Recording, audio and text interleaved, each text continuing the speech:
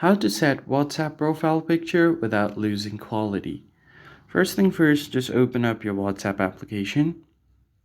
And from here, as you can see, if I tap on my profile at the top, here you'll be able to see my profile picture. Now, if you want to change it without losing its quality, first open any chat, or you could just message yourself. And then from here, you're going to send a picture on your WhatsApp chat. Now just select a picture quickly from here and make sure that the HD option is turned on like this. Tap on edit if you want to edit it. Just make sure that the HD option is turned on. Now once it's turned on, tap on send. And now your picture will be sent in HD quality.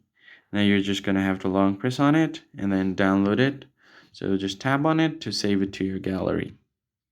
Tap on save. And once you have saved this to your gallery, just go back, head over to your settings. Now tap on your profile.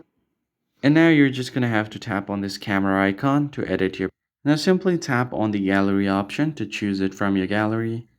And once you've selected the image, you could just select the part of the image that you want to set as your profile picture and then tap on done. And as you can see here, my profile picture has been changed without having to lose its quality.